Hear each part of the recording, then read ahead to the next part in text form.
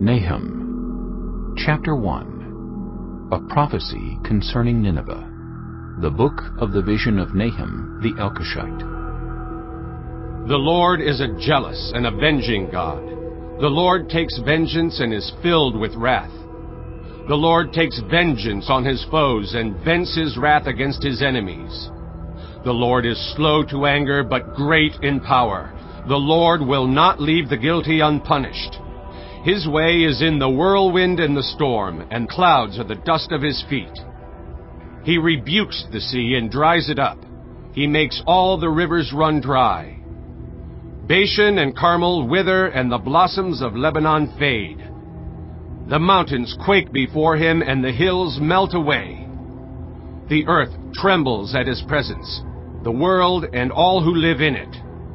Who can withstand his indignation? Who can endure his fierce anger? His wrath is poured out like fire. The rocks are shattered before him. The Lord is good, a refuge in times of trouble. He cares for those who trust in him. But with an overwhelming flood he will make an end of Nineveh. He will pursue his foes into the realm of darkness. Whatever they plot against the Lord, he will bring to an end. Trouble will not come a second time. They will be entangled among thorns and drunk from their wine. They will be consumed like dry stubble. From you, Nineveh, has one come forth who plots evil against the Lord and devises wicked plans. This is what the Lord says. Although they have allies and are numerous, they will be destroyed and pass away. Although I have afflicted you, Judah, I will afflict you no more. Now I will break their yoke from your neck and tear your shackles away. The Lord has given a command concerning you, Nineveh. You will have no descendants to bear your name. I will destroy the images and idols that are in the temple of your gods. I will prepare your grave, for you are vile. Look, there on the mountains, the feet of one who brings good news, who proclaims peace.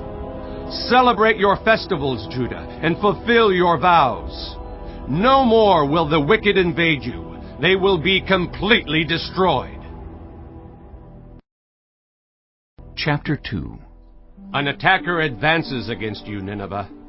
Guard the fortress, watch the road, brace yourselves, marshal all your strength.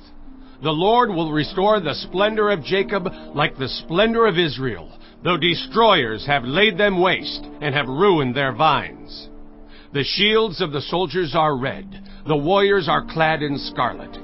The metal on the chariots flashes on the day they are made ready. The spears of juniper are brandished.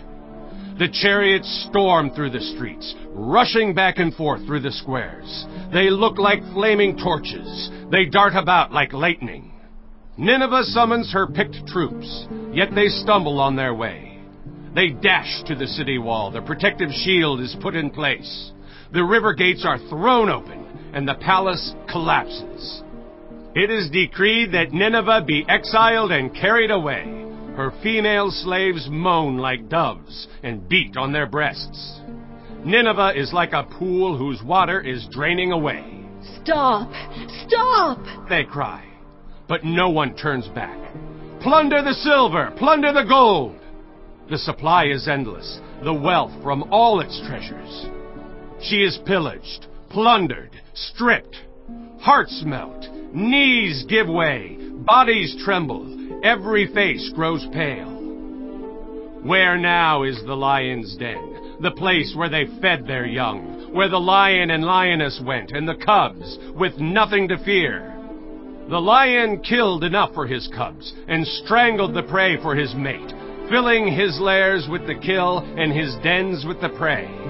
I am against you, declares the Lord Almighty. I will burn up your chariots in smoke, and the sword will devour your young lions. I will leave you no prey on the earth. The voices of your messengers will no longer be heard. Chapter 3. Woe to the city of blood, full of lies, full of plunder, never without victims. The crack of whips, the clatter of wheels, galloping horses, and jolting chariots, charging cavalry, flashing swords, and glittering spears. Many casualties, piles of dead, bodies without number, people stumbling over the corpses, all because of the wanton lust of a prostitute alluring the mistress of sorceries, who enslaved nations by her prostitution and peoples by her witchcraft. I am against you, declares the Lord Almighty. I will lift your skirts over your face. I will show the nations your nakedness, and the kingdoms your shame. I will pelt you with filth. I will treat you with contempt, and make you a spectacle. All who see you will flee from you and say, Nineveh is in ruins. Who will mourn for her? Where can I find anyone to comfort you? Are you better than Thebes, situated on the Nile with water around her? The river was her defense, the waters her wall. Cush and Egypt were her boundless strength. Put and Libya were among her allies. Yet she was taken captive and went into exile. Her infants were dashed to pieces at every street corner. Lots were cast for her nobles, and all her great men were put in chains. You too will become drunk. You will go into hiding and seek refuge from the enemy. All your fortresses are like fig trees with their first ripe fruit. When they are shaken, the figs fall into the mouth of the eater. Look at your troops. They are all weaklings. The gates of your land are wide open to your enemies. Fire has consumed the bars of your gates. Draw water for the siege. Strengthen your defenses. Work the clay. Tread the mortar. Repair the brickwork. There the fire will consume you. The sword will cut you down. They will devour you like a swarm of locusts. Multiply like grasshoppers. Multiply like locusts. You have increased the number of your merchants till they are more numerous than the stars in the sky. But like locusts, they strip the land and then fly away. Your guards are like locusts, your officials like swarms of locusts that settle in the walls on a cold day. But when the sun appears, they fly away and no one knows where. King of Assyria, your shepherds slumber, your nobles lie down to rest. Your people are scattered on the mountains with no one to gather them. Nothing can heal you. Your wound is fatal. All who hear the news about you clap their hands at your fall. For who has not felt your endless cruelty?